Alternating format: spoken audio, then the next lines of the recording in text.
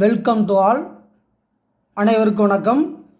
12th standard mathematics chapter number 10. Previous video வரைக்கும் 10th சாப்டரில் exercise number 10.8 ஒன்றுலேருந்து 9 சம்மு வரைக்கும் முடிச்சிருக்கோம். எல்லாமே பார்த்துருப்பீங்க. அது வெரி வெரி இம்பார்ட்டன்ட் 5 மார்க். அதனுடைய தொடர்ச்சியாக 10th sum very important example sum 10.29. இந்த சம் பெரிய லாங் சம் இருந்தாலும் ப்ரீவியஸ் பப்ளிக்கில் இந்த கொஷின் கேட்டிருக்காங்க. ரொம்ப முக்கியமான கொஷின் கூட. ஏற்கனவே ப்ரீவியஸ் புக்லேயும் இதே சம் இருந்திருக்கு, ரிப்பீட்டடாக கேட்டிருக்காங்க. அதனால் இதை மிஸ் பண்ணாமல் நல்லா கவனிக்கணும். இது நியூட்டனின் குளிர்ச்சி விதி, அதாவது நியூட்டன்ஸ் லா ஆஃப் கூலிங், அதை பற்றிய சம்மு தான். ரொம்ப இன்ட்ரெஸ்டிங்காக இருக்கும். கொஞ்சம் நல்லா வாட்ச் பண்ணுங்கள், ஸ்கிப் பண்ணாமல் நல்லா கவனிக்கிறேன். எக்ஸாம்பிள் 10.29. ஒரு துப்பறிவாளர் ஒரு கொலைக்கான புலன் விசாரணையின் போது ஒருவரின் உயிரற்ற உடலை சரியாக பிற்பகல் 8 மணிக்கு காண்கிறார். அப்போ சரியாக 8 மணிக்கு காண்கிறார்னு சொல்லிட்டாங்களா? அப்போ இதுதான் ஸ்டார்டிங் டைம், இனிஷியல் டைம். அப்போ டி 0ன்னு அர்த்தம். அப்போ பிற்பகல் 8 மணிக்கு காண்கிறார். முன்னெச்சரிக்கையாக அத்துப்பறிவாளர் அவ்வுடலின் வெப்பநிலை அறிந்து அளந்து 70 டிகிரி ஃபாரன்ஹீட் என குறித்து வைத்துக் கொள்கிறார். அப்போ பாடியினுடைய டெம்பரேச்சர் எவ்வளோ வருதுன்னா 70 டிகிரி ஃபாரன்ஹீட்னு சொல்லிடுறார். அப்போ டி 0வாக இருக்கும் பொழுது அப்போ அளந்து எவ்வளோ சொல்கிறாராம்? அந்த டெம்பரேச்சர் 70 டிகிரி ஃபாரன்ஹீட்டாக குறித்து கொள்கிறார். அப்போ பாடி எப்போ இருந்ததுன்னு தெரியாது. ஆனால் 8 மணிக்கு தான் என்ன பண்ணுறாரு, அவர் போகிறாரு, அந்த டிடெக்டிவ் போகிறாரு. போனோன்னா டெம்பரேச்சர் பார்த்துடுறாரு, 70 டிகிரி ஃபாரன்ஹீட் பார்த்து வச்சு குறிச்சிட்றாரு. அடுத்தது 2 மணி நேரம் கழித்து அந்த உடலில் வெப்பநிலை 60 டிகிரி ஃபாரன்ஹீட். அப்போ 2 மணி நேரம் கழித்து கால்குலேட் பண்ணுறாரு, எவ்வளோ பாடியினுடைய டெம்பரேச்சர் 60 டிகிரி ஃபாரன்ஹீட். அப்போ ஆரம்ப நிலையில் வெப்பநிலை 70 டிகிரியாகவும் 2 மணி நேரம் கழித்து 60 டிகிரியாகவும் இருப்பதை காண்கிறார். அந்த உடலினுடைய வெப்பநிலை 50 டிகிரி ஃபாரன்ஹீட். அந்த அறையினுடைய வெப்பநிலை, அந்த அறை, அந்த ரூம் டெம்பரேச்சர். அப்போ பாடி இருந்தது ஒரு அறைன்னு கண்டுபிடிக்கிறாங்க. அந்த உடல் இருந்த அறையினுடைய வெப்பநிலை 50 டிகிரி ஃபாரன்ஹீட் ஆகும். மற்றும் இறப்பதற்கு முன்பு அந்நபரின் உடலின் வெப்பநிலை 98.6 டிகிரி ஃபாரன்ஹீட் ஆகும். அப்போ இது பார்த்திங்கன்னா இறந்த பிறகு வெப்பநிலை இருக்குது. இப்போ இறந்ததுக்கு முன்னால் எவ்வளோ கொடுத்துருக்காங்க? 98.6. அப்போ இறப்பதற்கு முன்பு என்பது ஒரு மனித உடலினுடைய அடிப்படை வெப்பநிலை 98.6 டிகிரி ஃபாரன்ஹீட் ஆகும். இது எல்லாத்துக்குமே தெரியும், இந்த விஷயம் எல்லாத்துக்கும் தெரியும். அந்நபர் கொலை செய்யப்பட்ட நேரம் எவ்வளவு இருந்திருக்கும்? அந்த நபர் கொலை செய்யப்பட்டதற்கான நேரம் எவ்வளவாக என்னவாக இருந்திருக்கும்னு கொஸ்டின் கேட்டிருக்காங்க. அதுக்கு முன்னால் இந்த லாக் வேல்யூவெல்லாம் வருது. அந்த லாக் வேல்யூனுடைய வேல்யூவெல்லாம் தெரிஞ்சு வச்சுருக்கணும். அதுக்கு அவங்களே கொடுத்துட்டாங்க. அப்போ லாக் ஆஃப் 2.43 = 0.88789 இது ஒரு வேல்யூ. log of 0.5 = -0.69351.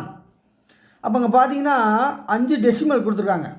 அப்போ அந்த 5 டெசிமல் இருந்தால் தான் அந்த இறப்பு வீதத்தை துல்லியமாக கணக்கிட முடியும், அந்த டயத்தை கரெக்டாக கால்குலேட் பண்ண முடியும்.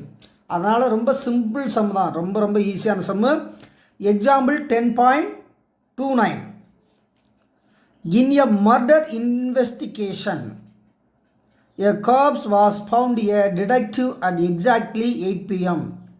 Being alert, the detective also measured the body temperature and found it be a 70 degree Fahrenheit. The detective goes to in the spot 8 p.m. The measured the calculate the time of the body is 70 degree Fahrenheit. அப்போ 70 degree 8 மணிக்கு போய் என்ன பண்ணுறாரு, 70 degree குறித்து வச்சுக்கிறார். After 2 hours, the detective measured the body temperature again. 2 மணி நேரம் கழிச்சு என்ன பண்ணுறாரு, மறுபடியும் குறிக்கிறாரு. The found it to be a 60 degree Fahrenheit. If the room temperature is, note this point, the room temperature is now 50 degree Fahrenheit and measure that the body temperature of the person before death was 98 degree 0.60 degree Fahrenheit. If this is a 98.60 Fahrenheit is a normal temperature of the human body. அப்போ 98.6 degree Fahrenheit என்பது மனித உடலுடைய சராசரி வெப்பநிலை ஆகும். மறந்துடாதீங்கப்பா. இப்போ question பார்த்தீங்கன்னா, what time did the murder occur, அப்போ எந்த நேரத்தில் இந்த மர்டர் நடந்திருக்கும் அப்படின்னு கொஸ்டின் கேட்டிருக்காங்க. நம்ம டீட்டெயில் எல்லாத்தையும் கலெக்ட் பண்ணிக்கணும். இப்போ லாக் வேல்யூ ஏற்கனவே சொன்ன மாதிரி log of 2.43 value equal to 0.88789 comma log of 0.5 equal to -0.69315. இந்த டீட்டெயில் தான் ரொம்ப ரொம்ப முக்கியமான டீட்டெயிலு. நம்ம ஒவ்வொன்றா கலெக்ட் பண்ணணும். முதல்ல அவங்க ஏற்கனவே சொல்லியிருக்கோம் இல்லையா, ஒரு டேபுலர் காலம் என்பது வெரி வெரி மஸ்ட்டுன்னு சொல்லியிருக்கான். அந்த அடிப்படையில் ஒரு டேபுலர் காலம் ஃப்ரேம் பண்ண போகிறோம். கொஞ்சம் நல்லா கவனிச்சுவாங்க. ஏன்னா அந்த டேபுலர் காலம் ஈஸியாக போட்டுக்கிட்டிங்கன்னா ஒன்றும் பிரச்சனை கிடையாது.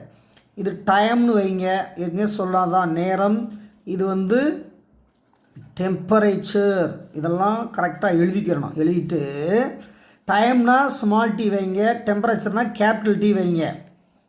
இப்போ பார்த்தீங்கன்னா டி 0வாக இருந்தால்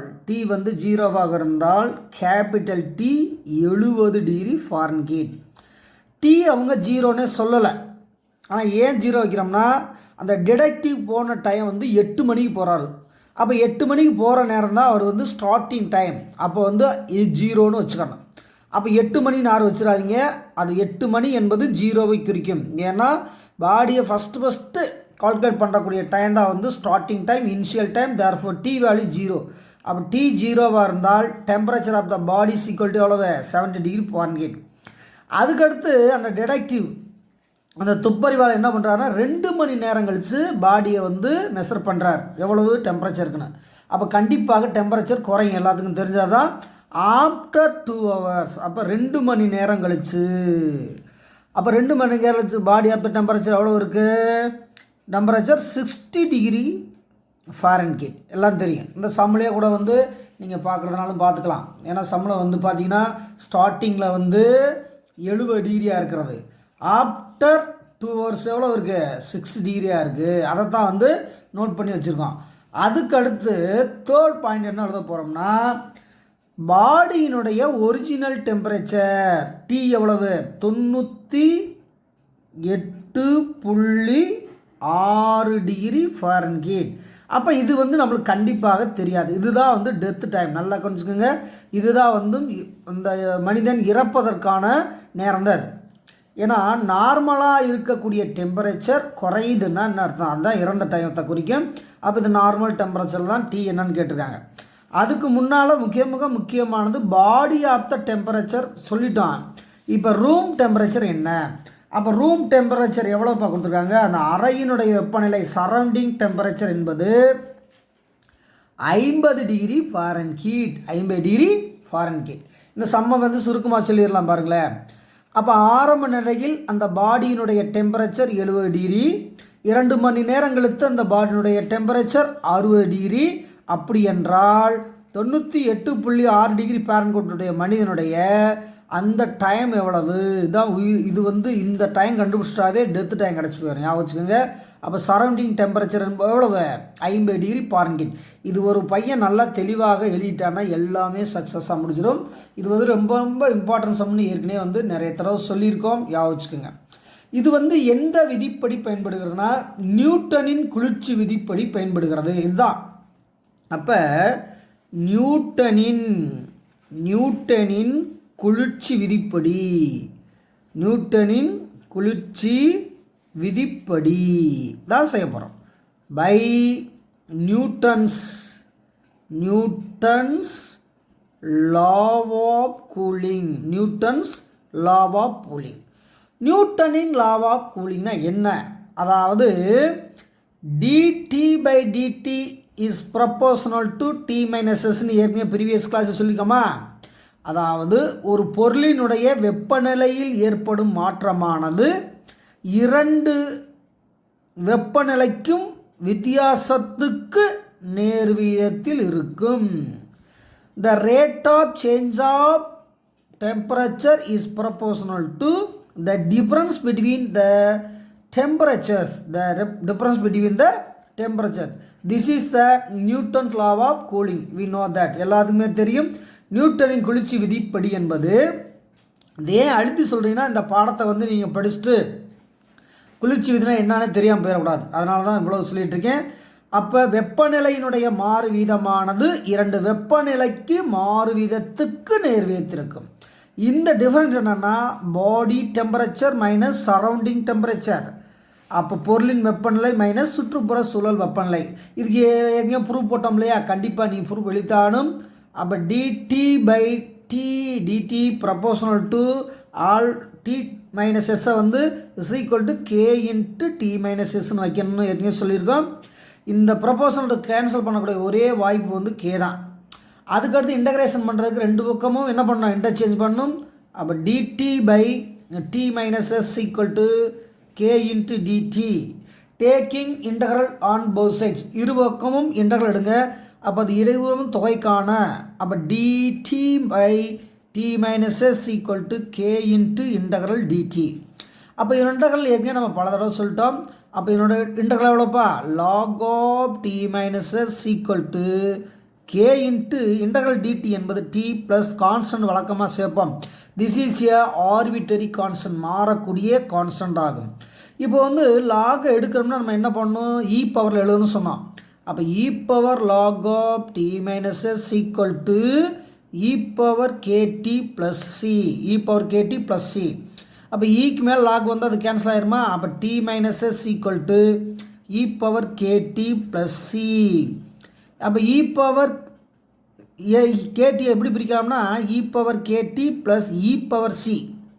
இப்போ T minus S equal to இந்த இ பவர் சியை தான் என்ன பண்ணலாம்? சின்னு எழுதலாம். இதை வந்து எப்படி வேணால் எழுதலாம்ப்பா. இ பவர் சி என்பது சி தான், இ பவர் கேனாலும் சி தான், என்ன வேணால் போடலாம். ஆனால் இதை அப்படி போட முடியாது. இதுதான் மாறக்கூடிய கான்ஸ்டன்ட், மறந்துடாதீங்க. இது e power KT. Therefore T minus S equal to என்ன போடலாம்? இது சி இன்ட்டு இ பவர் கேடின்னு ஃபினிஷிங் பண்ணியிருக்கோம். இந்த கான்ஸ்டன்ட் அங்கிட்டு மாற்றி போட்டால் அந்த எஸ்ஸை மட்டும் மாற்றி போட்டால் என்ன வரும்? T is equal to S plus C into e power KT. இதுதான் நியூட்டனின் கூலிங் லாவினுடைய ஸ்டாண்டர்டு ஃபார்முலா. அப்போ டெம்பரேச்சருடைய formula T is equal to S plus C into e power KT. இது ஏற்கனவே வந்து நம்ம நிறைய சம்பளம் படிச்சிருக்கோம். இந்த ஃபார்முலாஸ் தான் எல்லாமே போட போகிறோம். இப்போ நம்ம அந்த டேபிளை வந்து கரெக்டாக யாவச்சுங்க. அப்போ டேபிள் வந்து என்ன சொல்லியிருக்கோம்? அந்த டேபிளை கூட ஒரு தடவை பாருங்களேன். அப்போ இதைத்தான் வந்து அப்ளை பண்ண போகிறோம். அப்போ அப்ளை பண்ணுறப்ப நம்மளுக்கு என்ன வரப்போகுது? டி வந்து 0வாக இருந்தால் கேபிட்டல் டி 70, டி வந்து 2ஆக இருந்தால் ஸ்மால் டி 60. இதைத்தான் வந்து அப்ளை பண்ண போகிறோம், கவனிச்சுக்கோங்க. அப்போ 0 70, 2 60, இதைத்தான் வந்து அப்ளை பண்ண போகிறோம். கரெக்டாக பாருங்களேன். அப்போ when point number 1, when T is equal to 0 then the capital T is equal to எவ்வளவு? 70 degree Fahrenheit. T is equal to 0 எனில் டெம்பரேச்சர் வெப்பநிலை எவ்வளவு? 70 டிகிரி ஃபாரன்ஹீட். இதைத்தான் அந்த ஃபார்முலாவில் கரெக்டாக அப்ளை பண்ணணும். அப்ளை பண்ணுங்க பார்ப்போம். அப்போ T is equal to S plus C into e power KT. அந்த டி எவ்வளவு? 70. எஸ் வந்து சரௌண்டிங் டெம்பரேச்சர். எஸ் எவ்வளவு? 50 டிகிரி ஃபாரன்ஹீட். எல்லாத்துக்குமே தெரியும். 50 டிகிரி ப்ளஸ் சி தெரியாது. E power K into T 0. Time வந்து 0. கரெக்டாக அப்ளை பண்ணிடணும். அப்ளை பண்ணிட்டோம்னா நம்மளுக்கு என்னென்னா சி வேல்யூ தான் கிடைக்க போகுது. ஏற்கனவே சொல்லியிருக்கோம். இந்த நம்பர் அங்கிட்டு வந்து கொண்டு வந்துங்க. அப்போ 70 minus 20 equal to C into e power 0. அப்போ எவ்வளோப்பா இது? 70 மைனஸ் 50. 70 மைனஸ் 50. அப்போ 70 மைனஸ் 50. அப்போ எவ்வளவு? 70லேருந்து 50 போச்சுன்னா 20 degree equal to C into e power 0 என்பது 1. Therefore C value 20 degree Fahrenheit. C values கண்டுபிடிச்சாச்சு. அப்போ சி வேல்யூ 20ன்னு கண்டுபிடிச்சாச்சு. அப்போ இதை எடுத்துகிட்டு வந்து அங்கே போய் ஃபார்முலா தான் மறுபடியும் அப்ளை பண்ண போகிறோம். ரெண்டாவது டிசி ஈக்குவல் டு 2 எனில் அந்த கான்செப்ட் வாங்க. Second point, when TC equal to 2 then temperature T வந்து 60 டிகிரி ஃபாரன்ஹீட். அப்போ டிசி ஈக்குவல் டு 2 எனில் கேபிட்டல் T என்பது 60 டிகிரி ஃபாரன்ஹீட். அப்போ ஃபார்முலா என்ன சொல்லுங்க பார்ப்போம். அப்போ T is equal to S plus C into E power KTன்னு எழுதிட்டோமா. அப்போ T எவ்வளவு 60, ஓகே. S எவ்வளவு, சரௌண்டிங் டெம்பரேச்சர் எவ்வளவு 50, C எவ்வளவு 20, okay. E power K into T எவ்வளவு 2, இந்த 2. அப்போ இதனுடைய முக்கியமான அர்த்தம் இந்த சுருக்கமாக சொல்லிக்கோங்க. முதல் C கண்டுபிடிக்கணும், அடுத்தது K கண்டுபிடிக்கணும், அடுத்து T கண்டுபிடிக்கணும். அவ்வளோதான், ஈஸியாக. இதுதான் உங்களுக்கு ஷார்ட்கட். நியூட்டனின் கூலிங்னாவே முதல்ல C கண்டுபிடிக்கணும், அடுத்து K கண்டுபிடிக்கணும், அடுத்தது T தானாக வந்துடும். இதுதான் முக்கியமானது. இந்த சம்முக்கு அது இந்த இது சூட் ஆகும். C கண்டுபிடிக்கணும், நெக்ஸ்ட் K கண்டுபிடிக்கணும், அடுத்து T கண்டுபிடிக்கணும். இதை கரெக்டாக யோசிச்சுட்டாவே உங்களுக்கு எல்லாமே ஈஸியாக ஆன்சர் முடிச்சிடும். ஏன் சொல்கிறீங்கன்னா ட்ரக் மாறிடக்கூடாது. அப்போ C ஏற்கனவே கண்டுபிடிச்சிட்டோம் இல்லையா, அடுத்தது K தான் கண்டுபிடிக்கணும், அடுத்த ஸ்டெப்பு T கண்டுபிடிக்கணும். அவ்வளோதான். இப்போ அதே மாதிரி இதை இந்த மைனஸ் பண்ணுங்கள். 60 minus 50 is equal to 20 into E power 2K. இதை யார் மல்டிபிள் இது வந்து ஆட் பண்ணிடாதீங்கப்பா. இந்த இடத்த வந்து கண்டிப்பாக கூட்டிடாதக்கூடாது, மறந்துடாதீங்க. அப்போ 60 minus 50 எவ்வளோப்பா 10 is equal to 20 into E power 2K. அதுக்கு அடுத்த ஸ்டெப்பு நம்ம என்ன செய்ய வர்றோம், நல்லா கவனிங்க. இதை வந்து சிம்ப்ளிஃபை பண்ண போகிறோம். இதை சிம்ப்ளிஃபை பண்ணால் என்ன வரும், 20 into E power 2K is equal to 10. அப்போ E power 2K is equal to 10/20. இதை அப்படியே கட் பண்ணுங்க. அப்போ E power 2K is equal to 1/2. 1/2. அந்த E power 2Kவை நம்ம இன்னும் கூட என்ன பண்ணலாம், ரெடியூஸ் பண்ணலாம், பண்ணிக்கலாம். அப்போ ஈயை காலி பண்ண லாக் சேர்த்தா கூட போதும் இல்லையா. அப்போ log E power 2K is equal to log of அரை. லாக் ஆஃப் அரை. அப்போ லாக் E வந்து எவ்வளோ கேன்சல் ஆயிரும். அப்போ 2K is equal to log of 1/2. log of 1/2. அப்போ K மட்டும் வேணும்னா என்ன வரும், 1/2 into log of 1/2 அப்படின்னு வச்சு முடிச்சிடலாம். 1/2 கூட என்ன பண்ணலான்னா ஒரு சின்ன ஐடியா, நல்லா கவனிங்க. அப்போ K is equal to 1/2 into log of 0.5 கொடுக்கலாமா. இப்படி கூட வச்சுக்கிட்டிங்கன்னா உங்களுக்கு ரொம்ப நல்லா இருக்கும். ஏன்னா லாக் வேல்யூ 0.5 தான் அவங்க கொடுத்துருக்காங்க. அதனால் வந்து நம்ம ரெடியூஸ் பண்ணி கூட வச்சுக்கலாம். therefore K value is equal to 1/2 log of 0.5. இதுக்கு வேல்யூ வந்து கொடுத்துருக்காங்க, அதை வந்து நம்ம அப்ளை பண்ணிக்கலாம், கடைசியில் வந்து அப்ளை பண்ணிக்கலாம். அடுத்தது தேர்ட் பாயிண்ட் கண்டுபிடிக்க போகிறோம். அந்த தேர்ட் பாயிண்ட் அதுதான் முக்கியமான பாயிண்ட். இப்போ தான் டெத் டைம் கண்டுபிடிக்கக்கூடிய இடம். அப்போ TC equal to T-ஆக இருந்தால் அந்த கேபிட்டல் T எவ்வளவு 98.6 டிகிரி ஃபாரன்ஹீட். இது வந்து பாடி ஆஃப் த டெம்பரேச்சர். இது வந்து உடலினுடைய வெப்பநிலை. உயிரோடு இருக்கும் பொழுது, லைவில் இருக்கும் பொழுது இது பாடி ஆஃப் த டெம்பரேச்சர்.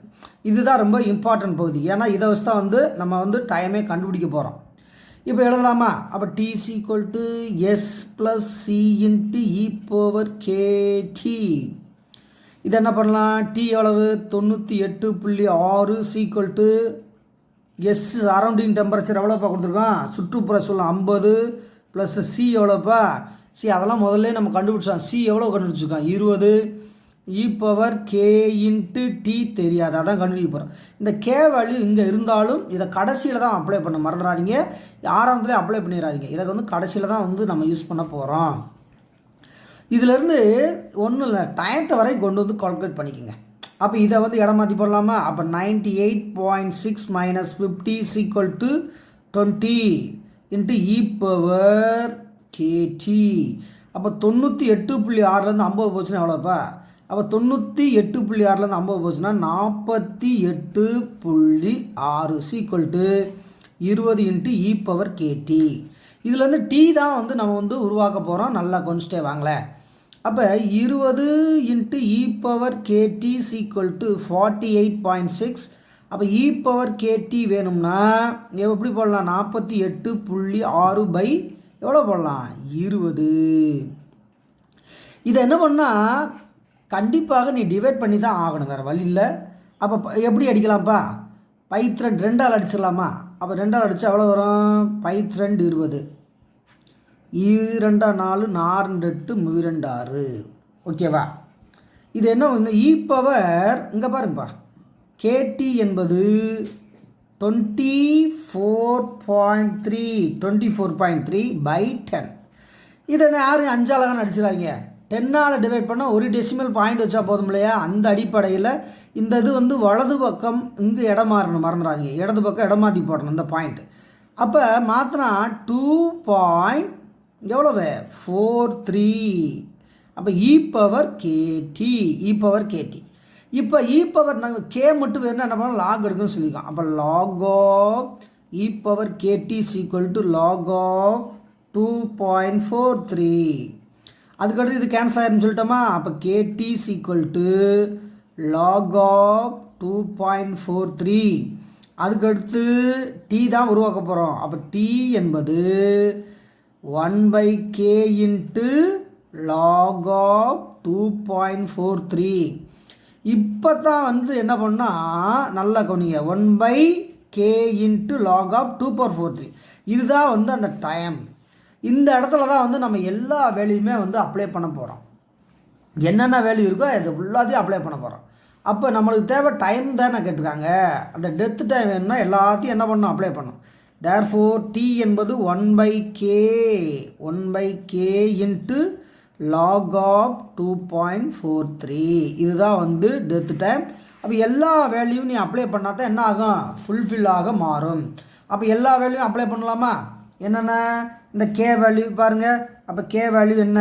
நல்லா கவனிங்க. அப்போ டி இஸ் ஈக்குவல் டு 1 இந்த கே வேல்யூ தான் என்ன கண்டுபிடிச்சி வச்சுருக்கோம் அங்கே பாருங்கப்பா, ஒரு நிமிஷம். அப்போ கே வேல்யூ வந்து நம்ம ஏற்கனவே எழுதுனது தான். அந்த கே வேல்யூ மட்டும் நல்லா கவனிங்களேன். அப்போ கே வேல்யூ என்ன வருது? கே வேல்யூ இங்கே இருக்குது பாருங்க. இதை எடுத்து முதல் எழுத போகிறோம் பார்த்துங்க. 1/2 இன்ட்டு லாக் 0.5. 1/2 into lock 0.5. இதுதான் கே வேல்யூ. அந்த வேல்யூ வந்து இங்கே எழுதுங்க. 1/2 into log of 0.5. This is K value into log of 2.43. Log of 2.43.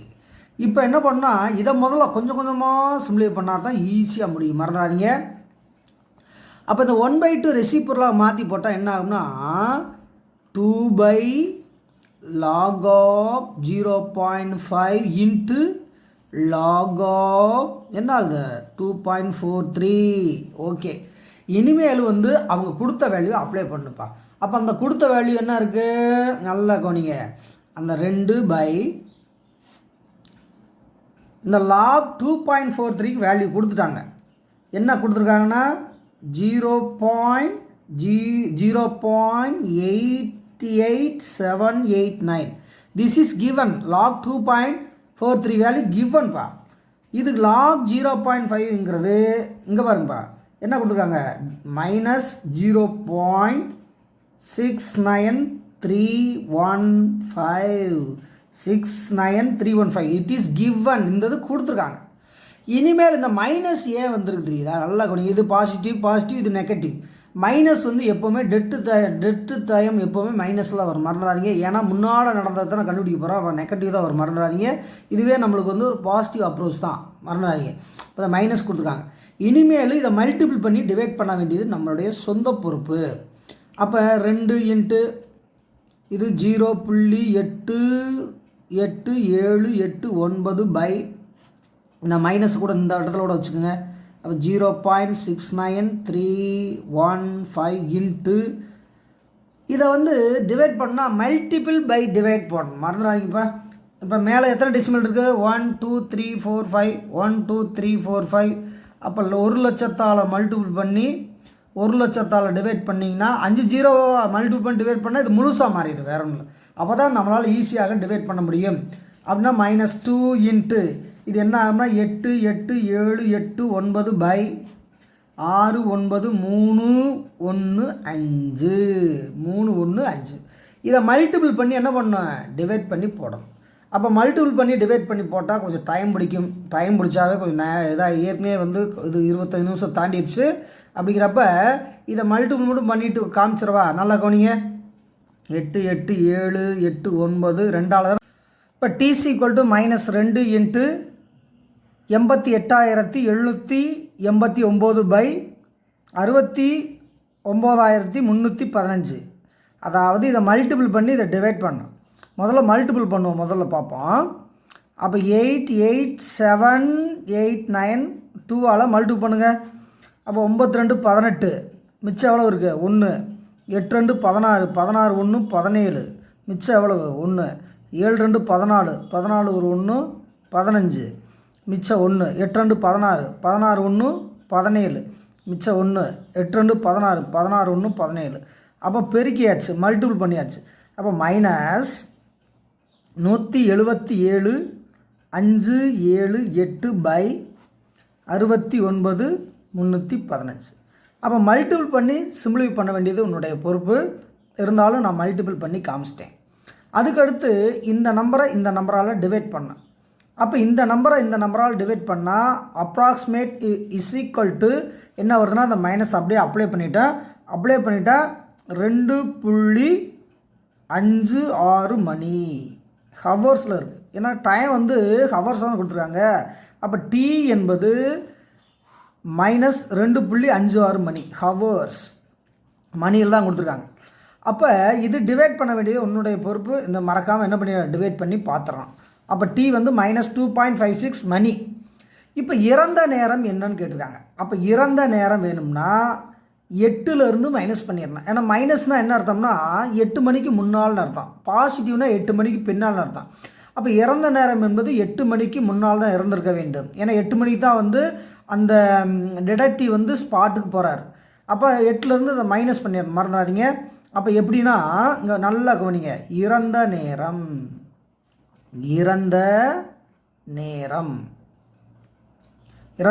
அப்போ டெத்து டைம்,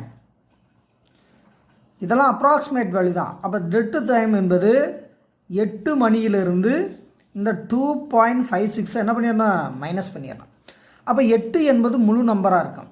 இது 2.56 என்பது இதுவும் டைம் தான். அப்போ இதுலேருந்து அதை மைனஸ் பண்ணணும்.